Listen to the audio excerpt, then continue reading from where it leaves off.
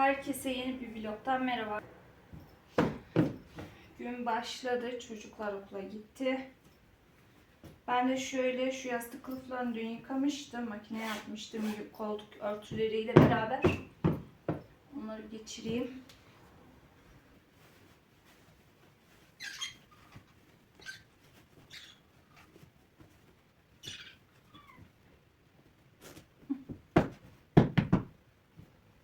Dün akşam çekirdek yemişlerdi. Bakar mısınız? Her yer çekirdek kabuğu.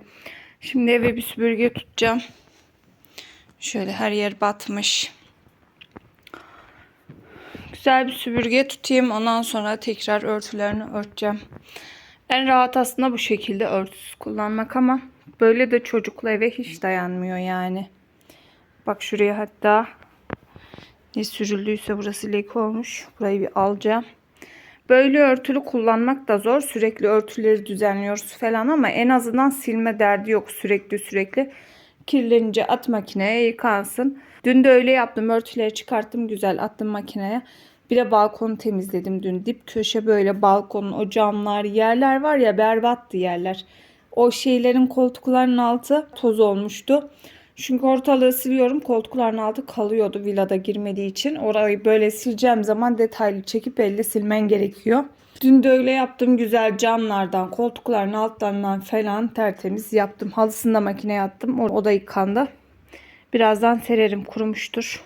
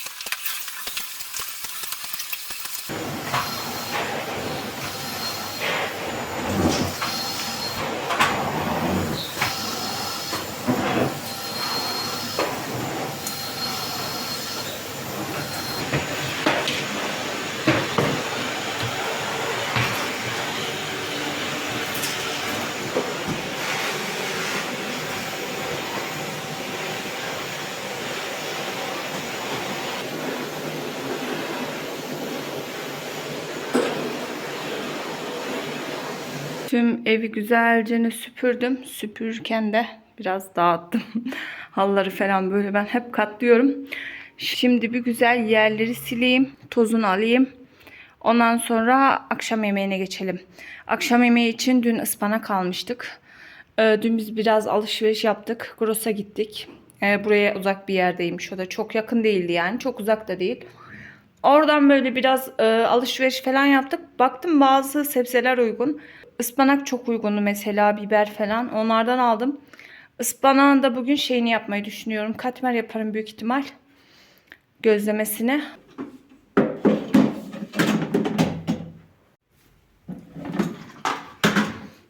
Şu başlığını da ben bir güzel dün çamaşır suyuna bastım. 1-2 saat beklettim. Ondan sonra da beyaz sabunla yıkamıştım. Bayağı bir kötü olmuştu. Şimdi temiz temiz silelim.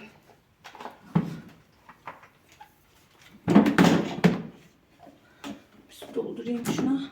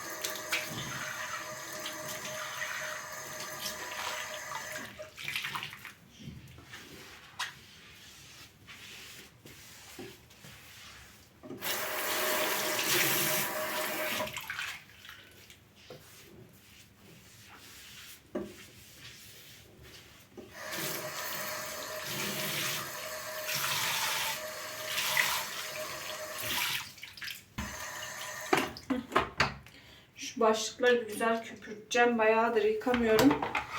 Özellikle şu parke başlığı bayağı kötü olmuş arkadaşlar. Filtresini de temizlemem gerekiyordu aslında süngerini. Çok daha dolmamıştı. O yüzden artık onu birkaç süpürmeden sonra yaparım.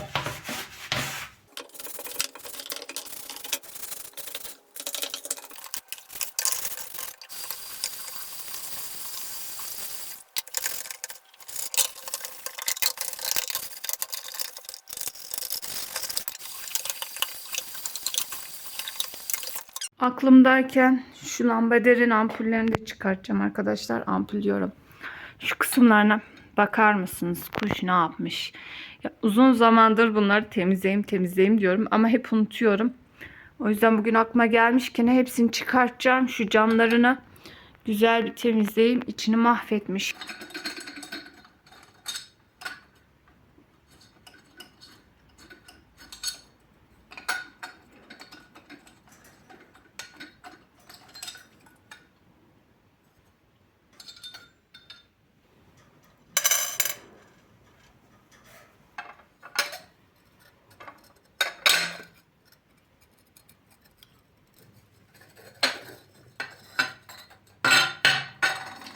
Korkuyorum da kırarım diye. Şöyle koyayım. İnşallah kırmadan hallederim. Şimdi ıslatayım önce içini pisliği yumuşasın.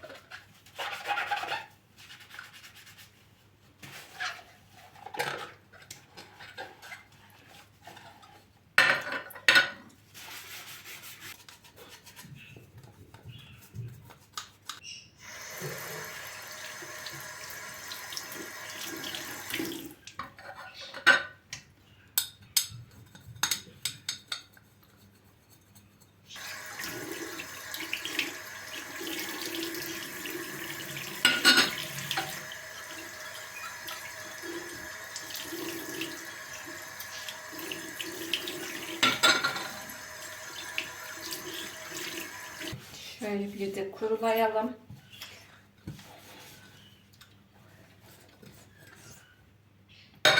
Tertemiz oldular.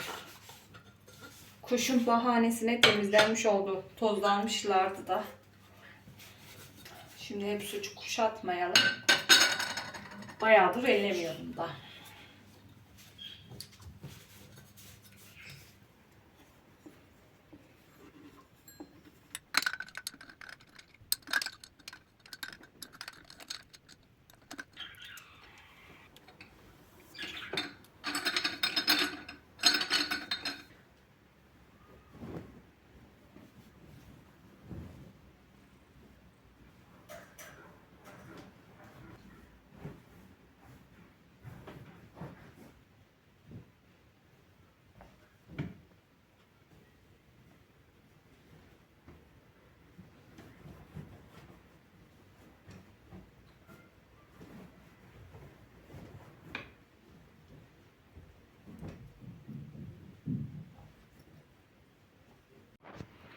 Örtüleri de serdim. Tertemiz olmuşlar ama bu örtülerim benim bayağı bir yıprandı arkadaşlar.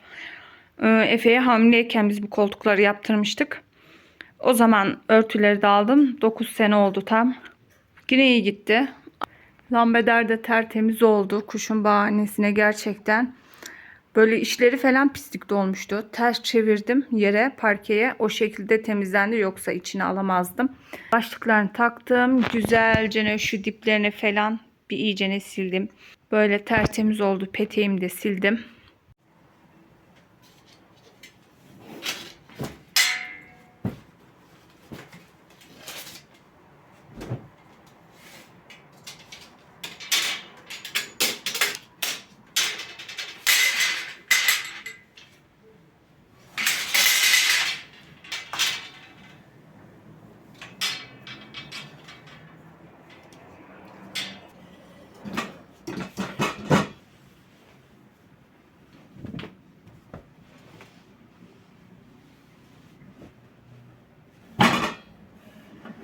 Burası da tamam, tertemiz oldu. Tencere kayınvalideme gidecek.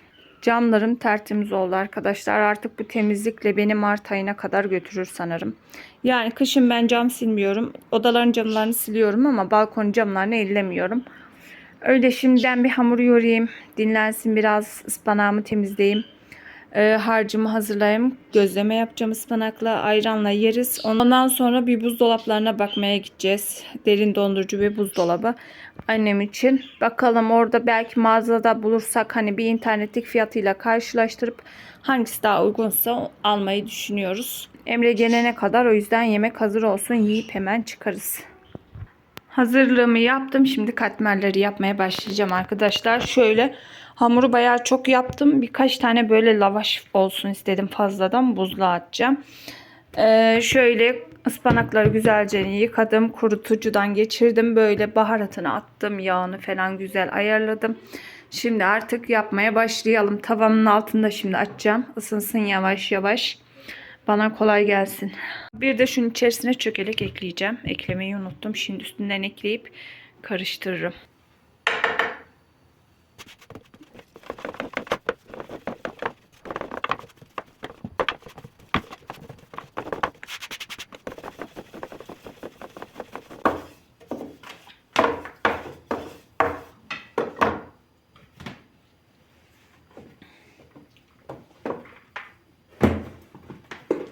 Efendim.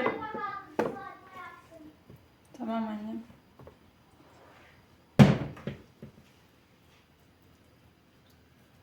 Şöyle bolcana koyuyorum. Zaten ıspanak sıcağı görünce eriyor.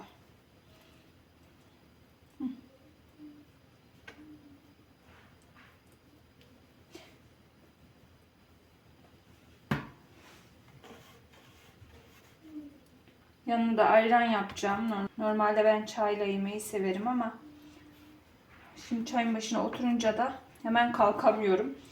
O yüzden bugün ayranla yiyip hemen çıkarız. Çayımızı da gelince içeriz inşallah.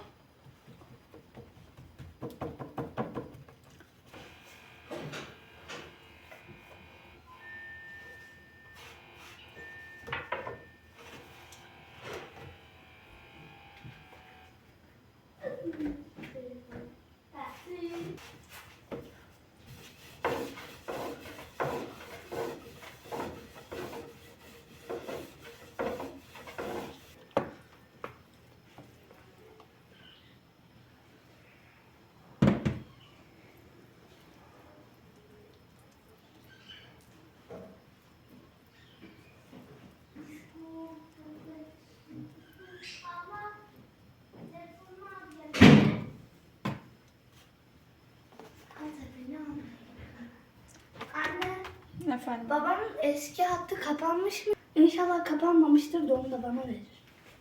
Kapandı yazmış ya. Verdi mi dedim. Ver. Dedem yok.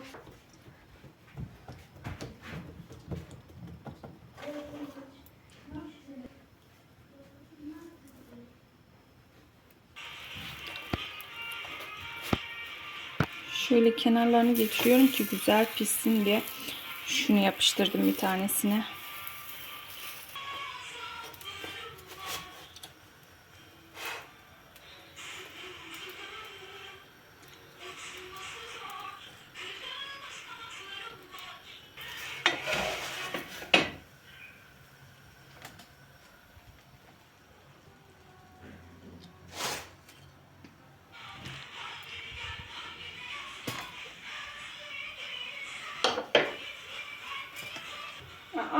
pişiyor.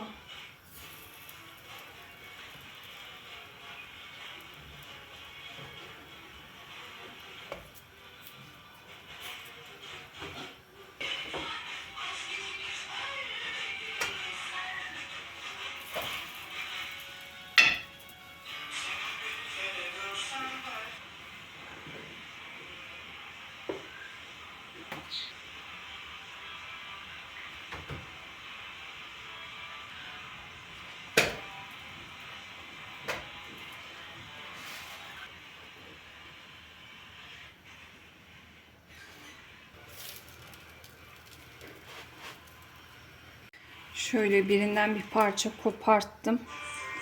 Bakın içine bayağı koymuştum ama diyorum ya ölüyor ıspanak ateşi görünce. Böyle bir taraftan atıştırıyorum çünkü biraz acıktım. Öğlen de yememiştim bir şey. Anneye sade yap. Ama çok güzel olmuş. Bir bak çok seversin. Sade yapacağım tamam birer tane. Ulanmazsa biraz sonra. Yes. Ispanaklı harcım bitti arkadaşlar. 7 tane yok 9 tane çıktı. Şöyle 2 tane de sadece çökelekli yaptım. Efe ile Ayşe istedi. Onlar ıspanaklı yiyorlar ama böyle çok sevmiyorlar yani bayla bayla yemiyorlar. Şimdi bunlardan birer tane yerler çökeleklileri. Ispanaktan tahmini yarım ya yerler ya yemezler anca o kadar. Ispanaklı da bayağı bir çıktı. Kaç bezim kaldı? Bir tane burada var. Şöyle 4-5 tane de lavaşlık bezim kaldı. Onları yapacağım. Ve küçük bir hatırlatma yapayım. Beni buraya kadar izlediyseniz bir beğeni tuşuna basarsanız çok çok sevinirim. Bugünlerde gerçekten düşünüyorum acaba boşa mı çabalıyorum diye. Böyle bir şeyler üretmeye çalışıyorum. Güzel içerikler çıkartmaya çalışıyorum ama hiç karşılığını alamıyorum yani göremiyorum. İzlenip geçiliyor. Sizin o küçücük bir desteğiniz, bir beğeni tuşuna basmanız benim için çok önemli, çok kıymetli. Videoları öne çıkarıyor. Yoksa ben ne kadar çabalarsam çabalayayım videolar geride kalıyor arkadaşlar. Daha az kişiye öneriliyor diyeyim.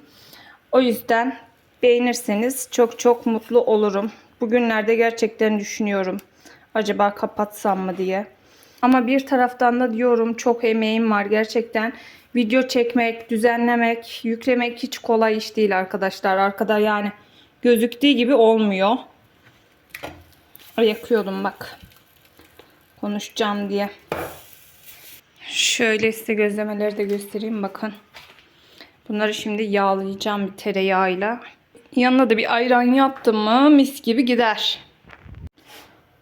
Bu kısmı da koyar mıyım bilmiyorum. Çektim ama. Yani ne bileyim. Kulaklar şeyi bile duydu biliyor musunuz?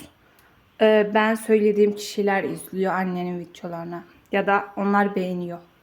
Onu bile duydum. Yani burada ben ilk kanal açtığımda arkadaşlar kimseye söylemedim. Yakın çevreme hiç söylemedim. Kayınvalidemlerin bile haberi yoktu. Ben 1500-1700 aboneye falan ulaştım. Evet 1700'lerdeydim sanırım. Öyle bir aboneye ulaştım. Ondan sonra duydular. Hatta daha söylemeyecektim. Ayşe söylemiş dedesiyle. Yani en başta deseydim herhalde bu aboneye de seni bizi ulaştırırdık derlerdi. Direkt bana denmedi ama duydum onu da duydum. Neyse uzatmayacağım. Böyle işte arada bir geliyorlar yani. Arada bir kapat diyorum. Hatta 2 gündür böyle hiç video çekme isteğim falan da yoktu. Bugün yine hadi bir kuvvet dedim. Başladım bakalım. Lavaşlarımı da yaptım. Bunları buzluğa atarım. Böyle bazen tavuk döner dürümü falan yapıyorum ya. Onlardan yaptığım zaman çıkartırım. Bakın nasıl güzel kabardı. Deldim, nazar ettim kendi kendime. Tamam artık alalım.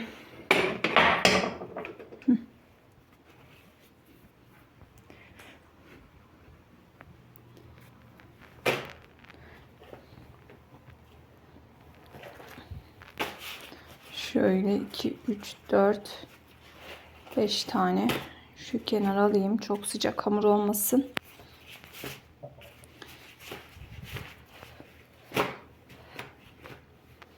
üstünü örteyim. Hemen şu tezgahı bir toparlayayım. Ondan sonra bunları yağlarım arkadaşlar. Bir de ayran yapayım. O zamana kadar da Emre gelir zaten. Dediğim gibi yer çıkarız.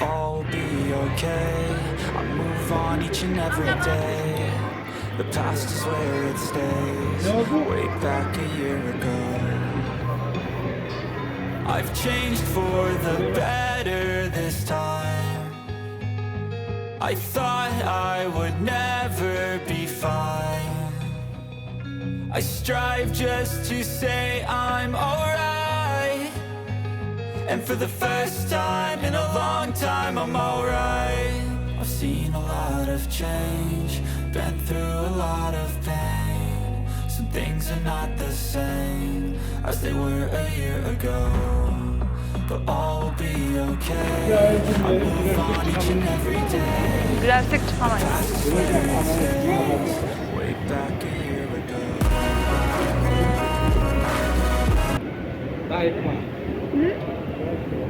Biz dışarıdan geldik arkadaşlar. Dolaplara baktık. Fiyatlar aşırı yüksek. Bize internet daha uygun hesaplı geldi. Öyle yapacağız. İnternetten alacağız. İsvakiye falan da girdik. Böyle birkaç parça bir şey denedim ama hiçbirini yakıştıramadım yani. Almadım geri. Doğru düzgün bir şey de yoktu kıyafet. Öyle geri çocuklar künefe istediler. Künefe yedik. Eve geldik. Ben şimdi geri çay demledim. Uzak Şehir izleyeceğim. Bunları da dün almıştık. Emre getirirken elinden düşürdü. Patlattı bir iki tanesini. Altları da çamur olmuştu. Şöyle bir sudan geçirdim. Çocuklar da uyudu. Sınav haftası bu hafta. Oradan gelince biraz sınava çalıştı. Gitmeden de çalışmıştı. Öyle artık kapanışı yapalım arkadaşlarım. Umarım keyifle izlemişsinizdir. Başka videolarda görüşmek üzere. Hoşça kalın.